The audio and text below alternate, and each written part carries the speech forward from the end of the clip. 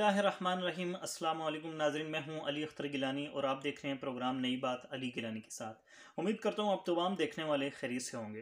नाज़रीन, काफ़ी दिनों के एक ब्रेक थ्रो के बाद आज आपके सामने एक नए टॉपिक को लेकर हाज़िर हुए हैं। एक नए टॉपिक को डिस्कस करेंगे।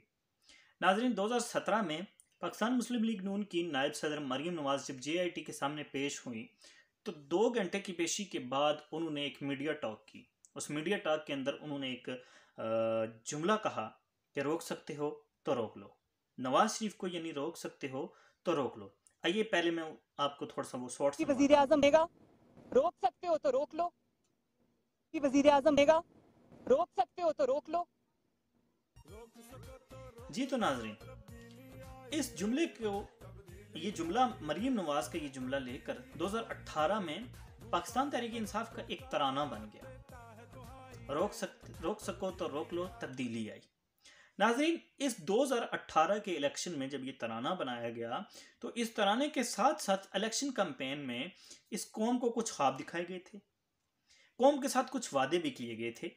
नाजरीन, इंतहाई मादरत ख्वाना अंदाज में मैं अर्ज करता चलूँ कि इस प्यारी कौम को एक नए पाकिस्तान का ख्वाब दिखाया गया था, जहाँ पे मुल्क तरक्की की राहों पर गमजन होगा, हर तरफ खुशहाली ही खुशहाली होगी, लोग बाहर से नौकरियों के लिए रोजगार की तलाश में नए पाकिस्तान में आएंगे। साथ साथ नाजरीन, नए पाकिस्तान में 50 लाख घर, 1 करोड़ नौकरियां और 350 डैम भी होंगे। लेकिन अब 2.5 साल गुजरने के बाद ये बातें, ये जो ख्वाब थे, ये जो सुनहरी ख्वाब थे नए पाकिस्तान के, अभी भी ख्वाब ही हैं। ये जो वादे थे वो सिर्फ ख्वाबों की हद तक महदूद हैं, वो सिर्फ बातों की हद तक महदूद हैं। नाजरीन, ये तमाम चीज़ें अभी तक ख्वाबों की हद तक महदूद हैं और मुमकिन है कि शायद ये ख्वाबों की हद तक ही महदूद रहें, क्योंकि हुकूमत ने अपना निसफ टन्योर, जो निसफ मुद्दत है हुकूमत की, आधी मुद्दत हुकूमत गुजार चुकी है और पीछे भी 2.5 साल बचते हैं। आखिरी साल में गवर्नमेंट, जो भी गवर्नमेंट होती है, वो अपनी इलेक्शन कैंपेन चलाती है। तो नाजरीन, उस अगर हिसाब से देखा जाए तो गवर्नमेंट के पास 2 साल हैं। और अगर मुल्की मईशत को देखा जाए जो कि एक इंतहाई अबतर सूरत हाल में मुब्तला है, तो शायद ही मैं ये कहते हुए माजरत ख्वाह हूँ कि शायद ही पाकिस्तानी मईशत संभल सके, पाकिस्तानी मईशत में ये गवर्नमेंट कुछ इम्प्रूवमेंट ला सके। नाजरीन, अगर हम मुल्की मईशत की बात करें, मुल्की मईशत को कंपेयर करें, नए पाकिस्तान की जो GDP ग्रोथ है, इसको पुराने पाकिस्तान की GDP ग्रोथ के साथ हम कंपेयर करें तो नाजरीन, नए पाकिस्तान में पाकिस्तान अफगानिस्तान, बांग्लादेश और श्रीलंका से भी GDP ग्रोथ के हवाले से पीछे चला गया है।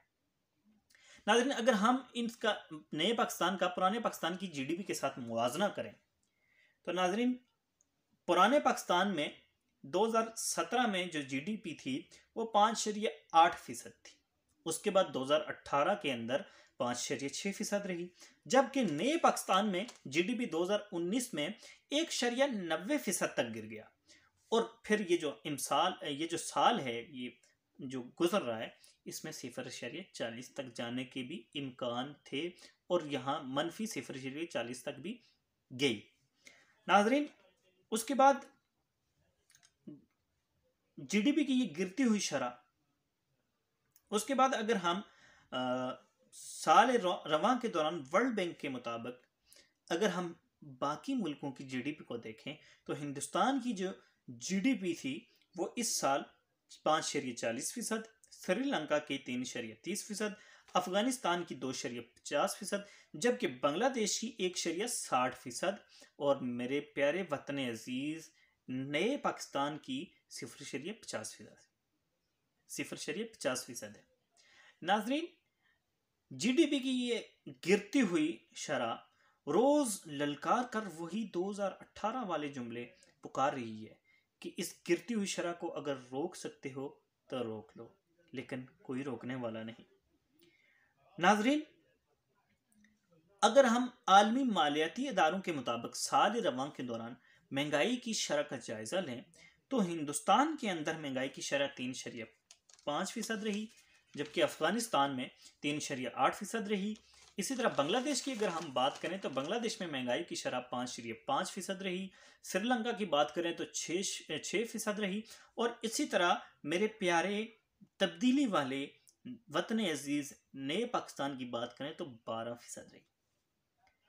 इस हवाले से भी अगर ये मैं बात कहूँ, इंतहाई माजरत ख्वाह हूँ ये बात करते हुए, अगर ये मैं बात कहूँ तो शायद ही गलत ना हो कि मेरे कप्तान की मईशी पॉलिसियों ने नए पाकिस्तान को अफगानिस्तान से भी पीछे धकेल दिया। और पाकिस्तानी गरीब रोज ये चीख चीख कर कह रहा है कि अगर रोक सकते हो तो रोक लो, लेकिन कोई रोकने वाला नहीं। नाज़रीन, अगर पुराने पाकिस्तान में देखा जाए तो अमरीकी डॉलर था जो उसकी कीमत 116 रुपए थी, जबकि अब नए पाकिस्तान में एक अमरीकी डॉलर 160 रुपए में उसका तबादला होता है। डॉलर ऊपर जाते हुए ये ललकार रहा है कि अगर रोक सकते हो तो रोक लो, जबकि रुपया जवाल पजीर होते हुए इल्तिजाएं कर रहा है कि मेरे जवाल को अगर रोक सकते हो तो रोक लो। नाजरीन, अगर हम इसी तरह गर्दिशी कर्जों की बात करें तो गर्दिशी कर्जा 2018 के पुराने पाकिस्तान में 1100 अरब रुपए था, जबकि 2019 में मेरे कप्तान की गवर्नमेंट में गर्दिशी कर्जा 1100 अरब से बढ़कर 1565 अरब रुपए हो गया। और अब ये जो 2020 गुजर रहा है, इसके इख्तितामी अय्याम हैं, तो इसमें 2240 अरब रुपए तक जा पहुंचे। नाजरीन, ये कर्जा भी रोज ललकार है और वही 2018 वाले मिठास भरे जुमले याद करवा रहे हैं, इनकलाब भरे जुमले याद करवा रहे हैं कि अगर रोक सकते हो तो रोक लो। नाजरीन, अगर पुराने पाकिस्तान में हम फीकस आमदनी का जायजा लें तो पुराने पाकिस्तान में फीकस आमदनी $1652 थी, जबकि मेरे कप्तान के नए पाकिस्तान में 2019 के दौरान कम होकर $1455 और अब 2020 में मजीद कम होकर $1355 रहेगी। अगर ये इसी रफ्तार से कम होती गई, अगर ये इसी रफ्तार से कम होती रही तो एक वक्त आ जाएगा कि ये $500 से भी कम हो जाएगी। और पाकिस्तानी गरीब चीख चीख कर ये कह रहा है कि अगर रोक सकते हो तो रोक लो, लेकिन कोई रोकने वाला नहीं, क्योंकि हुकूमती पॉलिसियां पाकिस्तान के अमीर बना रहे हैं। नाजरीन, अगर जरदारी साहब के पुराने पाकिस्तान की बात करें तो जरदारी साहब के पुराने पाकिस्तान में मुल्की कर्जा रोजाना 5 अरब रुपए बढ़ रहा था। इसी तरह नवाज शरीफ के पुराने पाकिस्तान में मुल्की कर्जा रोजाना 8 अरब रुपए बढ़ रहा था, जबकि मेरे कप्तान के तब्दीली वाले नए पाकिस्तान में मुल्की कर्जा रोजाना 120 अरब रुपए चढ़ रहा है। और यूं सदाएं, हर तरफ से ये सदाएं बुलंद हो रही हैं, वही सदाएं बुलंद हो रही हैं और वही 2018 के तराने की गुनगरज सुनाई दे रही है कि अगर रोक सकते हो तो रोक लो, लेकिन कोई रोकने वाला नहीं। मेरे इंतहाई मोहतरम जनाब मावन खुसूसी बराए ख़जाना जनाब अब्दुल हफीज़ शेख साहब को कोई फिक्र नहीं, क्योंकि उन्हें पता है कि हुकूमत करने के बाद वो बाहर चले जाएंगे। नाज़रीन, इसी तरह अगर हम अशिया खुर्द-नोश का जायज़ा लें तो पाकिस्तान में एक साल के दौरान टमाटर की कीमत 117% इजाफा हुआ टमाटर की कीमत में। उसके बाद आलू की कीमत में 64%, दाल मूंग की कीमत में 41%, अंडू की अगर हम बात करें तो अंडू की कीमत में नाजरीन 40% और चीनी की कीमत में इसी तरह 32% इजाफा हुआ। यूं गरीब की चीखें निकल रही हैं और वो बरमला पुकार रहा है, बरलबे सड़क पुकार रहे हैं, बाजारों के अंदर पुकार रहा है, इक्तदार के ऐवानों तक उसकी चीखें जा रही हैं और वह चीख चीख कर बरमला पुकार रहा है कि रोक सकते हो तो रोक लो, लेकिन कोई रोकने वाला नहीं, क्योंकि मेरे कप्तान के इर्द गिर्द बैठे अरबपति जो हैं वो बाजार कहाँ जाते हैं। हमें बताया गया था कि इमरान खान आएगा तो चंद माह के दौरान करोड़ों लोगों को नौकरियां दिलवाएगा, करोड़ों लोग नौकरियों के लिए पाकिस्तान आएंगे। लेकिन उनकी हुकूमत में पहले साल में बेरोजगार नौजवानों की तादाद 5.80% मिलियन और दूसरे साल में 2020 ये जो गुजर रहा है इसमें तादाद बढ़कर 6.65% मिलियन तक पहुंच गई। बेरोजगारी रोज बरोज बढ़ रही है और चीख चीख कर चैलेंज दे रही है कि अगर रोक सकते हो तो रोक लो, लेकिन कोई रोकने वाला नहीं, क्योंकि मेरे कप्तान के लाडलों की, जुल्फी बुखारी वगैरह की नौकरियां जो लगी हुई हैं। नाज़रीन, हमें कहा गया था कि इमरान खान आएगा, अरबों डॉलर जमा करवाएगा। बकौल मेरे एक प्यारे वजीर के कि इमरान खान आएगा और चंद अरब डॉलर IMF के मुंह पे मारेगा और बाकी गरीबों पर खर्च करेगा। लेकिन मेरा कप्तान आया तो पूरी की पूरी मईशत IMF के सुपुर्द कर दी गई। मुख्तसर दौरे पर पाकिस्तान आए हुए IMF के नुमाइंदे वजीर खजाना बनाए गए।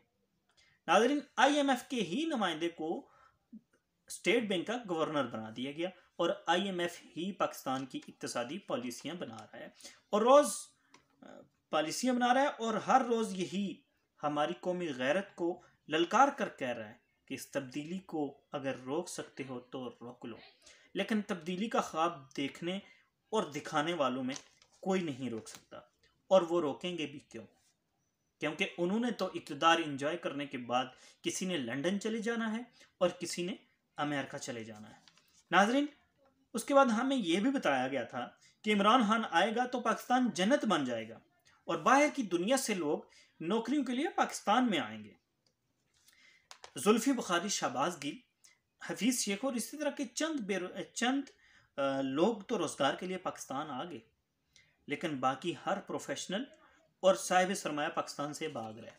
और हम पुकार रहे हैं कि इन कीमती लोगों को जाने से अगर रोक सकते हो तो रोक लो, लेकिन कोई रोकने वाला नहीं, क्योंकि इस हुकूमत को आली दिमागों की नहीं बल्कि शहबाज गिल जैसे तेज ज़बान वाले हजरात की ज़रूरत है।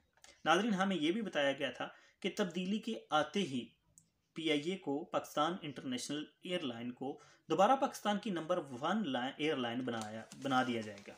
लेकिन तब्दीली के आते ही PIA का जहाज़ तब्दीली ने आते ही अपने मुबारक हाथों से तबाह कर डाला। नाज़रीन, हमारे पायलट्स जिन्होंने अमारात एयरलाइन के पायलटों की तरबियत की थी, पूरी दुनिया में बदनाम कर दिए गए। नाज़रीन, आज हमारे जहाज यूरोप नहीं जा सकते।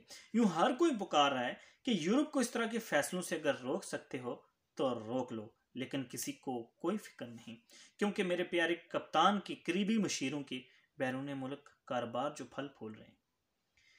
नाज़रीन, कौम से वादे किए गए थे कि तब्दीली आएगी तो पाकिस्तानी आवाम को माफियों से निजात दिलाई जाएगी और गरीबों को मद्देनजर रखकर आज़ादाना माशी पॉलिसियाँ, इक्तिसादी पॉलिसियाँ इख्तियार की जाएंगी, अपनाई जाएंगी। लेकिन आज पाकिस्तान और दुनिया भर की माफियाँ पाकिस्तानी मईशत पर हमलावर हैं। नाज़रीन, मल्टीनेशनल माफिया, कंस्ट्रक्शन माफिया, सनती माफिया, आटा माफिया, चीनी माफिया, हत्ता कि मीडिया माफिया, सब के सब हुकूमत में है और सब के सब अपनी मर्जी और मंशा की पॉलिसियाँ बना रहे हैं।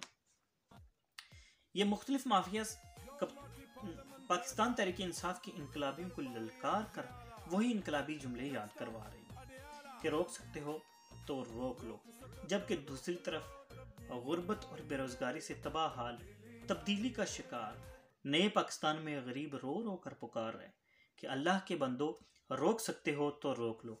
लेकिन नाजरीन, कोई रोकने वाला नहीं है, बल्कि आए रोज माफिया रोज बरोज मेरे कप्तान की इर्द गिर्द अपना दायरा मजबूत से मजबूत तर कर रही हैं और मुल्क को मजीद दवालिया करने में अपना कलीदी किरदार अदा कर रही हैं।